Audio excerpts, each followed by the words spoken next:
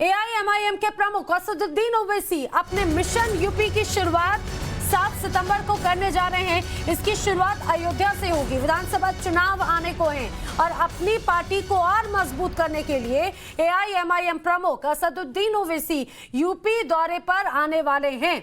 7 सितंबर से आगाज करेंगे, शंखनाद करेंगे असदुद्दीन ओवैसी। पहली रैली 7 सितंबर को होगी, अयोध्या में होगी, अयोध्या की रुदौली में होगी। 8 सितंबर को असदुद्दीन ओवैसी का जो दौरा है वो सुल्तानपुर का होगा और आखिरी दिन यानी कि 3 नवंबर को ओवैसी बाराबंकी जाएंगे। हम तो पूरे भारत में एमआईएम का परचम लहरा रहे हैं और लहराते रहेंगे इंशाल्लाह। उसमें कोई बुरी बात तो नहीं है। 7 तारीख को फैजाबाद जा रहे हैं, रुदौली में, समझे ना। फैजाबाद अलग है। 7 तारीख को फैजाबाद जा रहे हैं रुदौली में, 8 को सुल्तानपुर है, 9 को बाराबंकी है। तो अभी तो शुरुआत है, बहुत जगह जाएंगे यूपी में। बुरी बात क्या है, चुनाव आ रहा है, पार्टी को मजबूत करना है, जनता से मुलाकात करना है, जनता के करीब जाना है, जनता को और कॉन्फिडेंस दिलाना है, हमारे पार्टी के केडर को और मजबूत करना है और विधानसभा के चुनाव में अच्छी तरह लड़के हमारे पार्टी के कैंडिडेट्स को विधायक बनाकर उत्तर प्रदेश विधानसभा में भिजाना है और योगी हुकूमत को हराना है। योगी हुकूमत को हराना है, ये स्पष्ट किया है असदुद्दीन ओवैसी ने। आमिर हक मेरे सहयोगी जुड़ रहे हैं इस समय उत्तर प्रदेश से। आमिर, अब मिशन यूपी पर असदुद्दीन ओवैसी भी आने वाले हैं, कहा जाए शंखनाद वो करने जा रहे हैं 7 तारीख से। किस तरह का उनका ये कार्यक्रम रहेगा और क्या रणनीति है असदुद्दीन ओवैसी की यूपी चुनाव के लिए? देखिए, पिछले कुछ महीनों से सक्रिय हैं असदुद्दीन ओवैसी और उनकी पार्टी उत्तर प्रदेश में, खासतौर से भागीदारी संकल्प मोर्चा जो कि ओम प्रकाश राजभर लीड कर रहे हैं, उस प्लेटफॉर्म को लेकर। लेकिन पिछले कुछ दिनों से जो संदेश ऑल इंडिया एमआईएम की तरफ से आ रहा है, वो ऐसा लग रहा है कि कहीं ना कहीं टूट पैदा हो गई है। ओम प्रकाश राजभर जिस तरह से बीजेपी की तरफ अपना झुकाव दिखा रहे हैं, उसके बाद ऐसा लगता है कि असदुद्दीन ओवैसी अपने आप को इस मोर्चे से अलग करके और शायद अकेले चुनाव लड़े और जिस तरह से अपने पोल कैंपेन की शुरुआत कर रहे हैं उसको लेकर एक बार फिर वही इंडिकेशन दिख रहा है। खास बात यह भी है कि असदुद्दीन ओवैसी अपनी पार्टी को लेकर कम से कम 100 सीटों पर चुनाव लड़ने का दावा कर रहे हैं आने वाले उत्तर प्रदेश विधानसभा चुनाव में, जिसके लिए भागीदारी संकल्प मोर्चा कम से कम फिलहाल तैयार नहीं दिखाई देता है।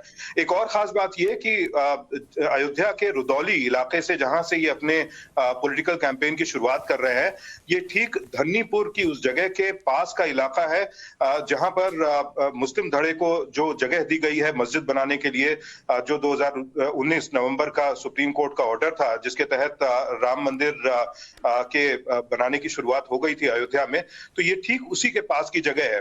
तो कहीं ना कहीं ये संदेश देना चाह रहे हैं कि अयोध्या से अपने राजनीतिक अभियान की शुरुआत करके, और खास बात यह भी है कि ये इलाका वो है जहां पर मुस्लिम आबादी और दलित आबादी और पिछड़ों की आबादी ज्यादा है और इसी वजह से अयोध्या उससे जुड़ा हुआ पड़ोसी जो जिला है सुल्तानपुर, वहां अगले दिन 8 सितंबर को नजर आएंगे ओवैसी, और उसके बाद बाराबंकी जो कि फिर तीसरा जिला है जो कि सुल्तानपुर और अयोध्या दोनों से जुड़ा हुआ है। और खास बात यह है कि इन तीनों ही जिलों में जिन इलाकों में ये अपनी जनसभाएं कर रहे हैं वहां पर मुस्लिम आबादी और दलितों और पिछड़ों की आबादी अच्छी खासी है। तो जो इनका पुराना नारा है एआईएमआईएम का, जय मीम और जय भीम, उसी रणनीति के तहत एक बार फिर उत्तर प्रदेश विधानसभा चुनाव से पहले अपने चुनावी अभियान की शुरुआत करते दिखाई दे रहे हैं ओवैसी। जी बिल्कुल। और इस समय मेरे साथ में वीरेंद्र चौधरी जी भी इस समय मेरे साथ में जुड़े हैं। वीरेंद्र जी, अभी कहा जाए कि चुनावी शंखनाद जो है वो बजने जा रहा है।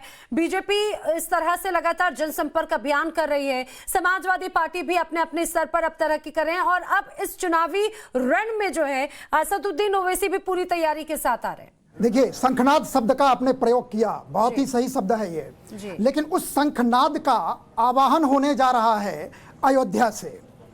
बहुत ही महत्वपूर्ण सवाल है कि अगली बार का चुनाव तय करेगा अयोध्या, चाहे वो भाजपा का हो चाहे वो आप पार्टी का हो, क्योंकि उनका तिरंगा यात्रा वहीं से शुरू हो रहा है।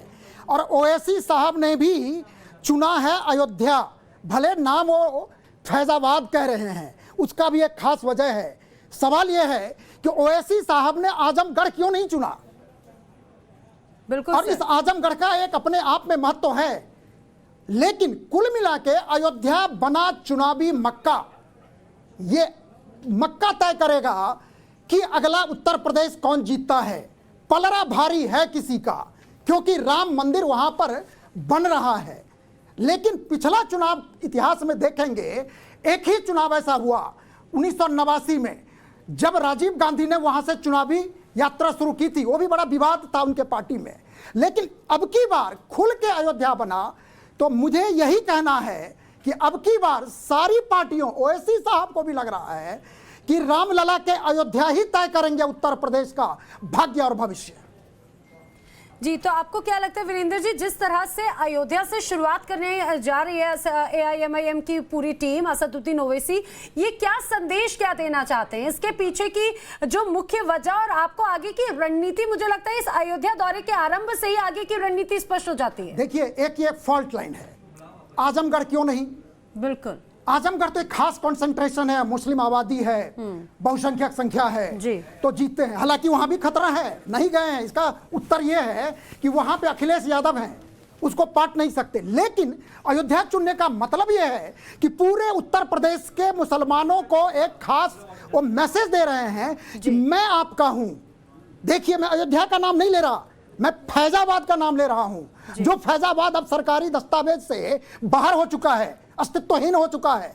अयोध्या है। लेकिन एक खास मैसेज है, क्योंकि उत्तर प्रदेश में आप जानते हैं कि मुसलमानों की संख्या काफी है और जिसके दावेदार बहुत हैं। सपा है, बसपा है, उसके बाद कांग्रेस पार्टी, हालांकि कांग्रेस को कुछ मिलता नहीं, फिर भी दावा तो करता ही है ना। तो इन सारे दावों को काट के बीच में आना ओवैसी साहब के लिए अयोध्या से और बड़ा अस्त्र कोई हो नहीं सकता। बिल्कुल, और मुझे लगता है कि बिहार में भी जिस तरह से AIMIM को अच्छा प्रदर्शन, उसका जो मिला है रिस्पांस, उससे उनका कॉन्फिडेंस और भी ज्यादा बूस्टअप है। अब देखने वाली बात है कि आगे की इनकी रणनीति क्या होती है। वीरेंद्र जी और आमिर हक, आप दोनों मेरे साथ में जुड़े, आपका बहुत शुक्रिया।